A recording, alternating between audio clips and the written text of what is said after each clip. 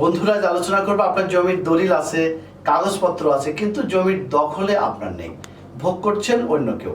এক্ষেত্রে আপনি কি করবেন, কিভাবে সেই জমির দখল ফিরিয়ে নেবেন, এর জন্য কি করতে হবে, কোথায় যেতে হবে, কি ধরনের মামলা করতে হবে, কতদিনের মধ্যে মামলাটি করতে হবে, কত সময় লাগবে, এর জন্য কত টাকা খরচ হবে, এসব বিষয়ে বিস্তারিত কথা বলতে আমি PM সিরাজুল ইসলাম সিরাজ প্রামাণিক, আইনজীবী, বাংলাদেশ সুপ্রিম কোর্ট, আজ আপনাদের মাঝে হাজির হয়েছি। তবে মূল আলোচনা শোনার আগে আমাদের ল টিপস বিডি চ্যানেলটি সাবস্ক্রাইব করুন, বেল বাটনে ক্লিক করুন।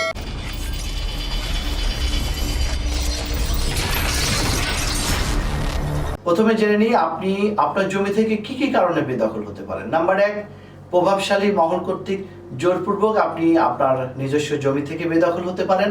নাম্বার 2, বেদখল হওয়ার সময় হয়তো আপনি নাবালক ছিলেন। নাম্বার 3, জমির অন্যান্য মালিকেরা আপনার অংশ সহ বিক্রি করে দিয়েছে। নাম্বার 4, ওয়ারিশ হিসেবে আপনার ভাগ আপনি পাননি। নাম্বার 5, জমির মালিক জমি বিক্রি করার পর পুনরায় সেই একই জমি অন্য কাউকে বিক্রি করেছেন এবং সে ব্যক্তি এখনো দখলে আছেন, ইত্যাদি কারণে কিন্তু আপনি জমি থেকে বেদখল হতে পারেন।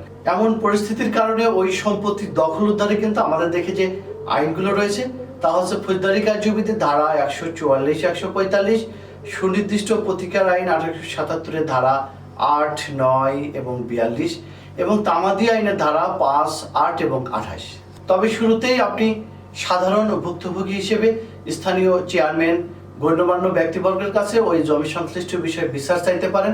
তবে জমির মালিকানা ইস্যুতে একমাত্র দেওয়ানি আদালতকেই কিন্তু একচ্ছত্র সিদ্ধান্ত দেওয়ার ক্ষমতা দেওয়া হয়েছে। কিন্তু জমি নিয়ে বিরোধের ফলে দাঙ্গা হাঙ্গামা সৃষ্টির সম্ভাবনা হলে আপনি তাৎক্ষণিকভাবে প্রথম শ্রেণীর নির্বাহী ম্যাজিস্ট্রেট আদালতে গিয়ে 144 এবং 145 ধারায় মামলা করে তাৎক্ষণিকভাবে কিন্তু আইনি প্রতিকার পেতে পারেন। তবে এই প্রতিকার বেদখল হওয়ার 2 মাসের মধ্যেই এটি একটি কিন্তু নির্বাহী ম্যাজিস্ট্রেট কর্তৃক ফৌজদারি প্রতিকার, যিনি দখলে আছেন তিনি দখলে থাকবেন, এই নীতি অনুসরণ করেই কিন্তু মাননীয় আদালতে বিচার কাজটি পরিচালনা করবেন।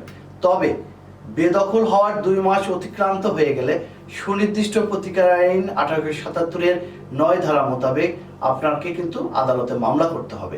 এজন্য প্রকৃত মালিক যদি তার জমির অধিকার থেকে বঞ্চিত হয়, তার করণীয় হলো সুনির্দিষ্ট প্রতিকার আইনের 8 ধারা এবং 42 ধারায় মামলা করে প্রতিকার পাওয়া।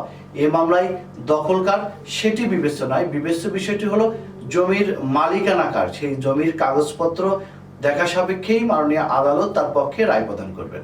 আর বেদখল হওয়ার যদি 12 বছর অতিক্রান্ত হয়ে যায়, সেক্ষেত্রে কিন্তু আইনি প্রতিকার পাওয়া বেশ কষ্টসাধ্য হয়ে পড়ে। যদি 12 বছর অতিক্রান্ত হয়ে যায় তাহলে আপনি কিন্তু তামাদি আইনের 5 ধারায় তামাদি মার্জনার দরখাস্ত দাখিল করে আদালতে উক্তরূপ মামলাগুলো করতে পারবেন। এই ক্ষেত্রে 12 বছর অতিক্রান্ত হওয়ার কারণসমূহ আদালতের কাছে কিন্তু আপনাকে ব্যাখ্যা করতে হবে। আর তামাদি সময়সীমা নাবালক এবং ওয়ারিশদের ক্ষেত্রে কিন্তু একটু ব্যতিক্রম আছে। কাজেই জমি থেকে বেদখল হলে আপনি কি মামলা করবেন, কোথায় যেতে হবে, কিভাবে সেই মামলাগুলো পরিচালনা করবেন, এই বিষয়ে যদি আপনাদের আইনগত আরো কিছু জানার দরকার হয় তাহলে আমাদের সাথে যোগাযোগ করতে পারেন। ভিডিওর স্ক্রিনে mobile number, email, WhatsApp number দেওয়া আছে।